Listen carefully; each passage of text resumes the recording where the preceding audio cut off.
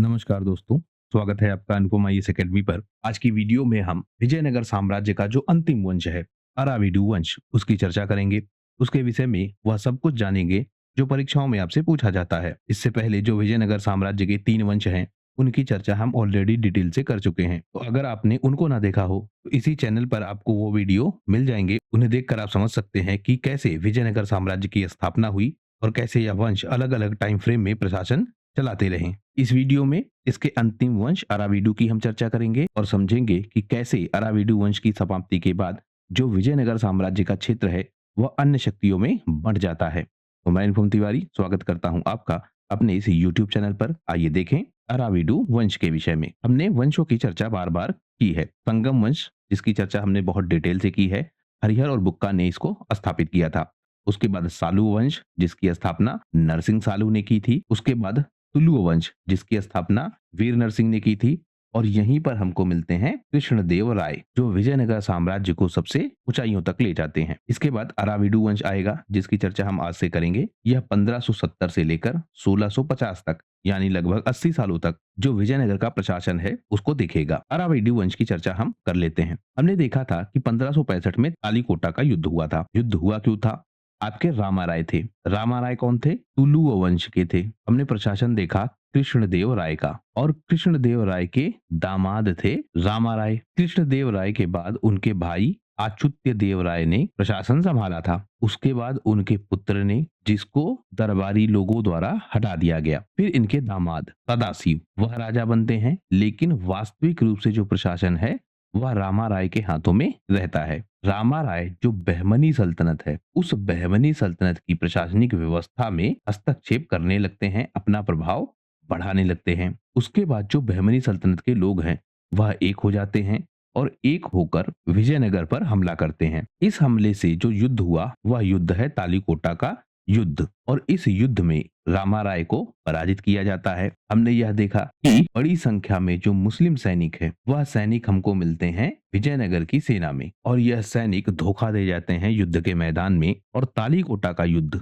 विजयनगर साम्राज्य हार जाता है। युद्ध के बाद रामा राय की हत्या कर दी जाती है और हम्पी को अगले 5 महीनों तक लूटा जाता है। यह सब कुछ हम देख चुके हैं। तो तालीकोटा का युद्ध और रामा राय की हार, उससे जो तुलुव वंश है वह समाप्त हो जाता है। अब आपके जो रामा राय के भाई हैं तिरुमल राय, यह क्या करते हैं? जब युद्ध हार जाता है विजयनगर साम्राज्य, तो तिरुमल राय यह कोशिश करते हैं कि जो विजयनगर साम्राज्य है इसको फिर से संगठित किया जाए, इसे फिर से जोड़ा जाए। और यह आपके जो तिरुमल राय हैं यह सलीम पट्टू के अराविडू गांव के रहने वाले हैं। तो इसी गांव के नाम पर यह अगला वंश स्थापित होगा, जो आपके सदाशिव राय हैं। इनको बंदी बना लिया गया। सदाशिव राय कौन? अच्युत राय देव के दामाद जो राजा थे। तो तालीकोटा के युद्ध में जो राजा है सदाशिव राय, वह मारे तो नहीं जाते हैं, रामा राय मारा जाता है, लेकिन सदाशिव राय को बंदी बनाता है। लेकिन बंदी बना कौन रहा है? जो रामा राय का भाई है तिरुमल राय। कहा यह भी जाता है कि इसको बंदी इसलिए बनाया था, या इसको बंदी ना बनाकर नजर बंद किया गया था, क्योंकि यह काफी छोटा था और युद्ध लड़ने की स्थिति में नहीं था। जो विपक्षी शक्तियां हैं वह इस पर हमला ना कर दें, वह इसकी हत्या ना कर दे, इसलिए इसको शायद बंदी बनाया गया था। लेकिन बाद में हमको यह भी मिलता है कि इसकी हत्या कर दी जाती है। हालांकि इस बात का कोई स्पष्ट उल्लेख नहीं है कि क्या हुआ था इसके साथ बाद में, क्योंकि इसको बंदी बनाया गया या फिर इसको नजरबंद किया गया, यह विवरण तो हमको मिलता है, लेकिन उसके बाद इसके साथ क्या हुआ यह हमको पता नहीं है। लेकिन अब प्रशासन संभालेंगे तिरुमल राय 1565 से 1572 तक। यह विजयनगर को फिर से संगठित करने का प्रयास करेंगे, लेकिन राजधानी पेनुकोंडा को बनाएंगे। तो जो राजधानी हम्पी थी, अब वह हम्पी से हो गई पेनुकोंडा। हालांकि बाद में यह संन्यास ले लेते हैं और अपने पुत्र श्री रंगा राय प्रथम को सत्ता सौंप देते हैं। तो अब प्रशासन संभालेगा श्री रंगा राय प्रथम। यह 1572 से 1586 तक शासन को संभालेगा। इस समय भारत में जो मुगल शक्ति है वह भी अपने पैर पसारने लगी है। वहीं जो बीजापुर सल्तनत है, जो पहले से ही इनके प्रतिद्वंदी है, इनसे संघर्ष चलता रहेगा विजयनगर साम्राज्य के अराविडू वंश का। धीरे धीरे जो साम्राज्य का प्रभाव है वह कम होता रहेगा, क्योंकि अब दो बड़ी शक्तियां, एक मुगल साम्राज्य, दूसरा बीजापुर, यह संघर्ष करेंगे विजयनगर साम्राज्य से। राजधानी को फिर से ट्रांसफर किया जाता है। पेनुकोंटा से चली गई या चंद्रगिरी। तो आप देखिए पहली राजधानी क्या है? हम्पी। हम्पी से चली गई पेनुकोंडा या फिर पेनुगोंडा, उसके बाद चली गई चंद्रगिरी। इसके बाद प्रशासन संभालेंगे वेंकटपति देवराय या फिर वेंकट द्वितीय। दरअसल जब हम अराविडु वंश को पढ़ते हैं तो हमें इन्हीं के विषय में सबसे ज्यादा पढ़ना पड़ता है, क्योंकि इन्हीं से संबंधित प्रश्न सबसे ज्यादा पूछे जाते हैं। 1586 से लेकर 1614 तक इनका शासनकाल है। यही सबसे प्रभावशाली माने जाते हैं और यह यूरोपीय व्यापारियों से, जिसमें पुर्तगाली, डच और अंग्रेज भी शामिल हैं, इनसे संबंध बनाते हैं। संबंध मतलब व्यापारिक संबंध बनाते हैं। बहुत सारी ट्रेड डील साइन होती हैं। लेकिन इनकी मृत्यु के बाद जो उत्तराधिकार का संघर्ष है वह प्रारंभ हो जाता है और अंततः जो विजयनगर साम्राज्य है वह समाप्त हो जाता है। तो हमको सबसे ज्यादा वेंकट राय द्वितीय या फिर वेंकटपति देवराय द्वितीय के विषय में ही जानना है। इन्होंने क्या क्या किया था? सबसे पहला, इन्हीं के शासनकाल में जो वोडेयार राजा है उसने मैसूर राज्य की स्थापना की थी एक स्वतंत्र क्षेत्र के रूप में। इसके अलावा जो स्पेन के राजा है फिलिप तृतीय, उनसे पत्र व्यवहार किया था वेंकटपति देवराय द्वितीय ने या फिर वेंकट द्वितीय ने। इसके अलावा जो ईसाई पादरी हैं उनसे भी संबंध होता है। जो पुर्तगाली हैं वह गिरजाघर बनाते हैं कहाँ? विजयनगर साम्राज्य के क्षेत्र में। जो डच हैं, अंग्रेज हैं, वह भी धीरे धीरे पूर्वी तटों पर अधिकार करना प्रारंभ कर देते हैं। जो डच हैं और स्पेशली उनको जो पुलिकट का क्षेत्र है वहां पर कारखाना खोलने की अनुमति भी वेंकट द्वितीय देते हैं। इसके साथ साथ जो जोइसट चित्रकार हैं उनसे भी हमें कनेक्शन दिखता है वेंकट द्वितीय का। तो ये सारे इंपॉर्टेंट क्षेत्र हैं जिनको हमें देखना होगा वेंकट द्वितीय से कनेक्ट करके। इन्हीं से प्रश्न पूछे जाते हैं। सबसे पहले हम देखते हैं कि जो मैसूर राज्य है उसकी स्थापना किस प्रकार से हुई और वह वेंकट द्वितीय के शासनकाल के दौरान होती है। हमने एक व्यवस्था की चर्चा बार बार की है, नायक व्यवस्था। यानी जो स्थानीय प्रशासक हैं उनको कहते थे नायक, और यह नायक विजयनगर साम्राज्य के अंतर्गत रहकर प्रशासन चलाते थे। जब केंद्रीय व्यवस्था अर्थात विजयनगर साम्राज्य को आवश्यकता होती थी तो यह नायक इकट्ठा होते थे, विजयनगर साम्राज्य की तरफ से युद्धों में भी भाग लेते थे। इसके साथ साथ यह विजयनगर साम्राज्य को टैक्स और प्रशासन दोनों में मदद करते थे। मतलब स्थानीय प्रशासन चलाते थे और टैक्स कलेक्ट करके विजयनगर साम्राज्य को भेजते थे। जब विजयनगर साम्राज्य कमजोर हुआ तो यह नायक क्या हुए? स्वतंत्र हो गए। इसी तरह का एक नायक है मैसूर राज्य का। तो जो आपका मैसूर राज्य है इसकी स्थापना की गई 1399 में, और यहाँ पर जो यदुराज वोडेयार है उसने स्थापना की थी मैसूर राज्य की। मैसूर राज्य चला जाता है विजयनगर साम्राज्य के अधीन और वहां नायक व्यवस्था स्थापित की जाती है। अर्थात मैसूर जो एक क्षेत्र है वह चला जाता है विजयनगर साम्राज्य के कंट्रोल में।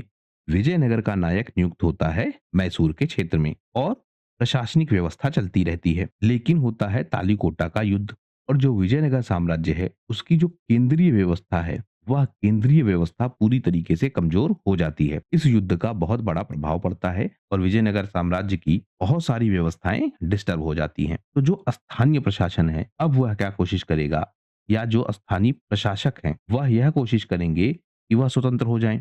इसी क्रम में जो मैसूर का प्रशासक है वह भी यह कोशिश करेगा कि वह स्वतंत्र हो जाए। 1612 ईस्वी में जो वोडेयार वंश का राजा है वह वेंकट राय द्वितीय या फिर वेंकट द्वितीय से अनुमति मांगता है। अब देखिए यहाँ स्वतंत्र होते टाइम वह अनुमति लेकर स्वतंत्र हो रहा है, क्योंकि जो विजयनगर साम्राज्य है उसकी केंद्रीय व्यवस्था कमजोर हो चुकी है और इसके साथ साथ जो स्थानीय प्रशासन है उस पर पकड़ ढीली हो चुकी है। इसी क्रम में जो श्रीरंगपट्टनम का सूबेदार है या वहां की जो सूबेदारी व्यवस्था है वह व्यवस्था भी समाप्त हो जाती है। तो इसी श्रीरंगपट्टनम को जो मैसूर का प्रशासक है वोडेयार वंश का राजा वह अपनी राजधानी बनाता है और राजधानी बनाकर अनुमति किससे ले रहा है? वेंकट द्वितीय से।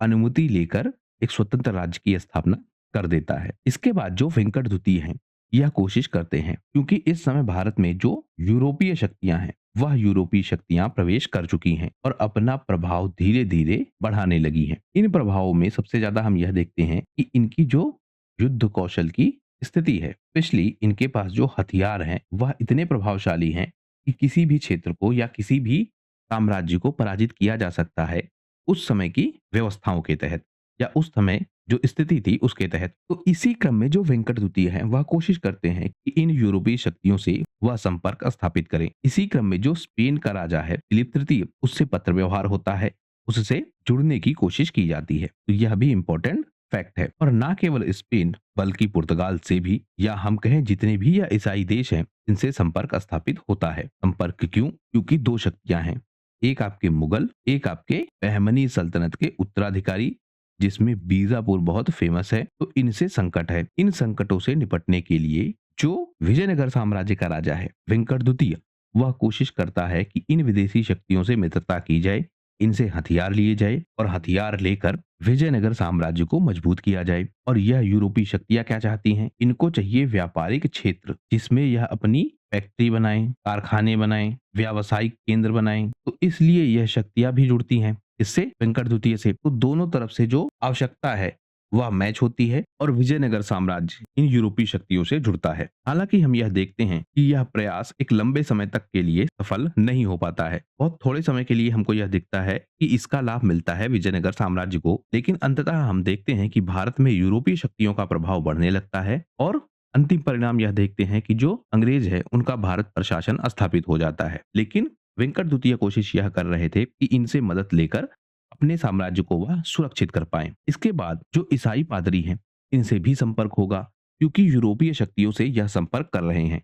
तो जो पादरियों का आना जाना है, स्पेशली इसमें ध्यान रखेंगे कि जो पुर्तगाली हैं, वह भारत में धार्मिक हस्तक्षेप बहुत करेंगे। और जब वह भारत में धार्मिक हस्तक्षेप करेंगे ज्यादा, तो उस क्रम में क्या होगा कि जो ईसाई पादरी हैं वह भी भारत में बड़ी संख्या में आएंगे। इसी तरह से ईसाइयों का एक मिशन है जिसे कहेंगे जेसुइट। यह मिशन भारत में आता है अपने धर्म प्रचार को करने के लिए, मतलब ईसाई का प्रचार करने के लिए या ईसाई धर्म का प्रचार करने के लिए यह संस्था आती है। वेंकट द्वितीय भी क्या कोशिश कर रहे थे कि इनसे संपर्क स्थापित हो और उनसे लाभ मिले। इसके बदले उन्होंने क्या किया, जो धार्मिक प्रचार की स्वतंत्रता है वह दे दी इन ईसाई पादरियों को, और वह प्रचार प्रसार करने लगे ईसाई धर्म का भारत में। यानी जो पुर्तगाली प्रभाव है अब वह विजयनगर साम्राज्य के क्षेत्र में दिखने लगता है। इसी क्रम में जो पुर्तगाली हैं, इनको वेल्लोर में गिरजाघर बनाने की अनुमति भी दी जाती है। अब यहाँ डिपेंडेंसी का सवाल है। वेंकट द्वितीय के सामने स्थानीय शक्तियों का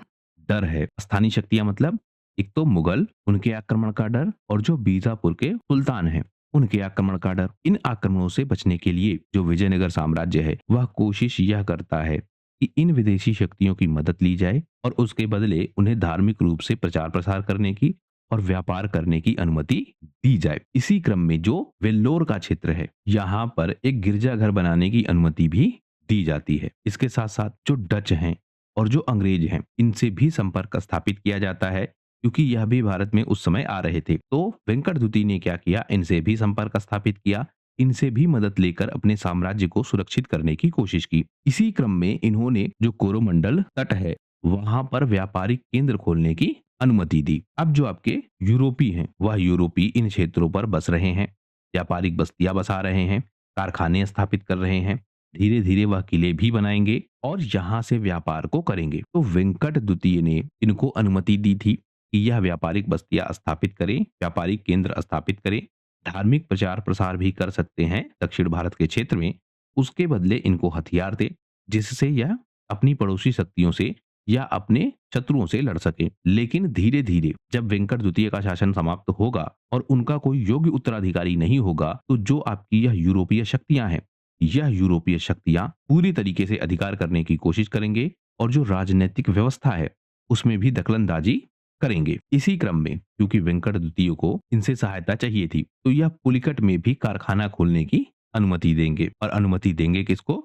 डचों को। तो जो डच ईस्ट इंडिया कंपनी है, इसने 1609 में पुलिकट में व्यापारी केंद्र की स्थापना की। पुलिकट है कहाँ? कोरोमंडल तट पर। अब धीरे धीरे जो डच हैं यह हस्तक्षेप करने लगते हैं राजनैतिक रूप से भी। कैसे? यह देखते हैं कि जो वेंकट द्वितीय है या फिर जो केंद्रीय प्रशासन है वह ज्यादा शक्तिशाली नहीं है, बल्कि जो स्थानीय प्रशासक हैं और उसमें भी जो नायक हैं वह ज्यादा प्रभावशाली हैं। तो यह क्या देखते हैं कि यह तो वेंकट द्वितीय से संपर्क स्थापित कर रहे थे, लेकिन वास्तविक शक्ति तो नायकों के पास है।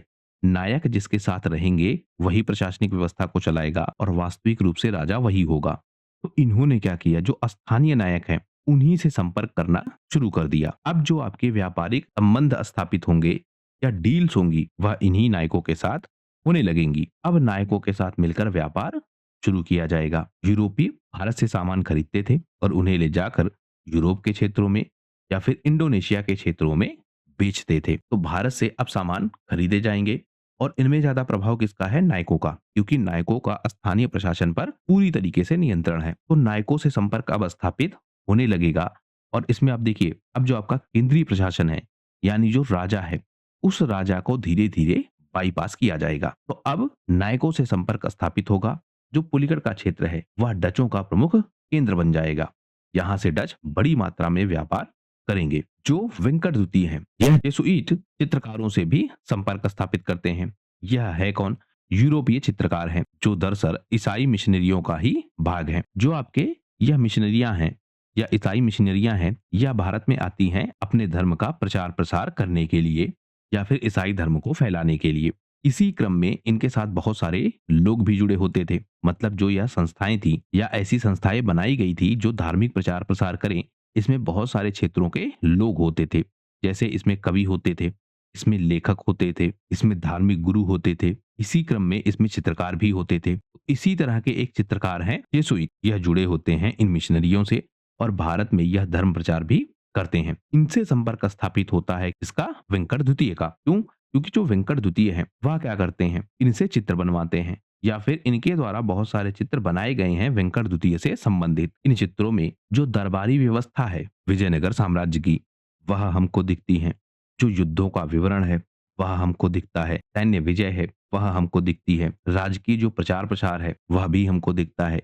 यानी यह चित्रकार शामिल हुए वेंकट द्वितीय के प्रशासन में या वेंकट द्वितीय के समय उनके प्रशासन में या फिर विजयनगर के प्रशासन में।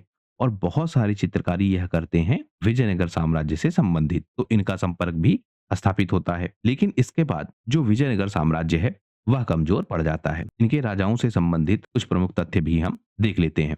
जैसे श्री रंगाराय राजा हैं 1614 से 17 तक। यह राजधानी ले जाते हैं चंद्रगिरी से वेंगी तक। इसके बाद वेंकटपति राय द्वितीय 1617 से 1632 तक। इस समय जो बीजापुर का क्षेत्र है और जो गोलकुंडा का क्षेत्र है, यह हमले बढ़ाने लगते हैं और राजधानी इस बार जाएगी वेल्लूर या फिर वेल्लोर में। इसके बाद वेंकट तृतीय, इस समय 1639 में जो अंग्रेज हैं, इनको मद्रास पट्टनम में दुर्ग बनाने की अनुमति भी दी जाएगी और यही दुर्ग बाद में फोर्ट सेंट जॉर्ज के नाम से फेमस होगा।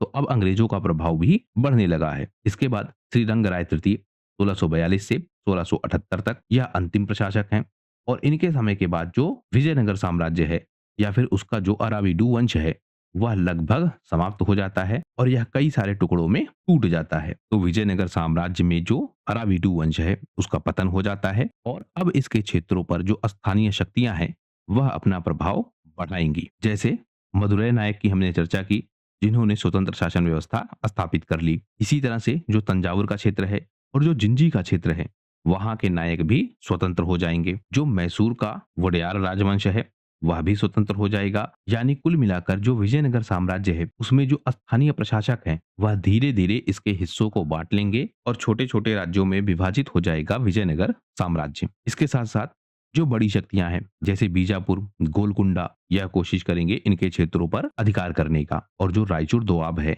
यानी कृष्णा और तुंगभद्रा नदियों के बीच का जो दोआब है, जिस पर संघर्ष बहुत पहले से ही चल रहा था, यह क्षेत्र चला जाएगा बीजापुर और गोलकुंडा के अधिकार क्षेत्र में। वहीं जो मुगल शक्ति है वह भी भारत में हस्तक्षेप बढ़ा रही है।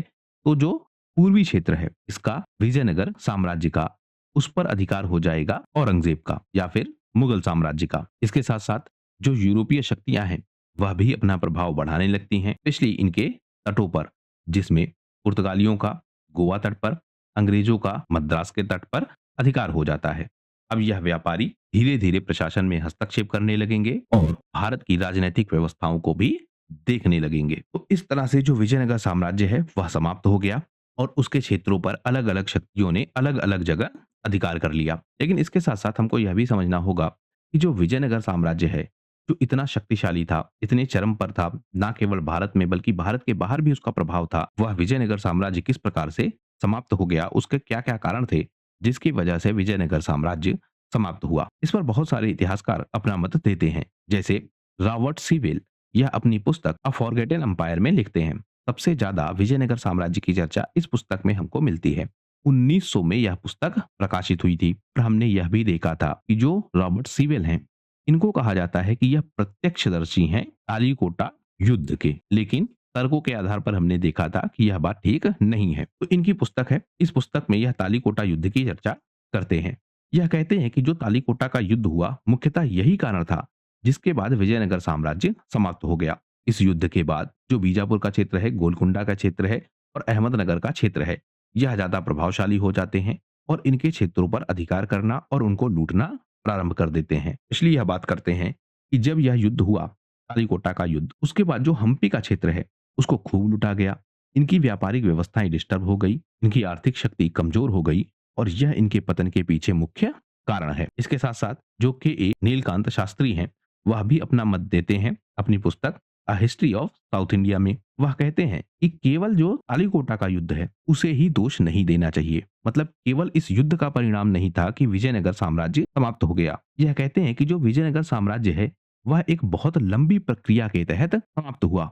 उत्तराधिकार का संकट वह कई बार हमको दिखता है। उसके बाद कुछ प्रशासक ऐसे दिखते हैं जो बहुत शक्तिशाली हैं, वह विजयनगर साम्राज्य को बहुत प्रभावशाली बनाते हैं, जैसे कृष्णदेवराय, लेकिन उनके उत्तराधिकारी योग्य नहीं है, वह संकट जिससे यह साम्राज्य टूटने लगता है। उसके अलावा जो गुटबाजी है वह भी हमने देखी, जो कुछ व्यक्ति बीच बीच में उभरे हैं जैसे रामा राय, जिनके पास बहुत सारी शक्ति है। ये सारे कारण बनते हैं जो धीरे धीरे विजयनगर साम्राज्य को कमजोर कर देते हैं और यह कमजोरी स्पष्ट रूप से तालीकोटा युद्ध में दिखती है। इसके बाद बर्टन स्टीन बताते हैं अपनी पुस्तक विजयनगर में, वह कहते हैं कि जो विजयनगर साम्राज्य का क्षेत्र है उसकी केंद्रीय शक्ति कमजोर थी। बहुत सारे क्षेत्रों को आपस में जोड़कर यह विजयनगर साम्राज्य बना था और इन क्षेत्रों में नायकों का प्रभाव था। यही नायक मिलकर विजयनगर साम्राज्य को बना रहे थे और जब तालीकोटा का युद्ध हुआ तो यही नायक टूट गए और जब यह नायक टूटे तो विजयनगर साम्राज्य भी टूट गया। यानी यह कहते हैं कि जो यह व्यवस्था बनी थी, नायकों की व्यवस्था या फिर स्थानीय प्रशासन की व्यवस्था, उस प्रशासनिक व्यवस्था में ही कमी थी जिसकी वजह से यह विजयनगर साम्राज्य टूटा था। इसके बाद एन वेंकटरमैया कहते हैं कि बहुत सारे आर्थिक कारण भी हैं। जब यह तालीकोटा का युद्ध हुआ, उस तालीकोटा के युद्ध के बाद जो व्यापारिक मार्ग हैं जिनसे व्यापार हो रहा था विजयनगर साम्राज्य का, और स्पेशली इनकी राजधानी जो हम्पी है उसको लूट लिया गया।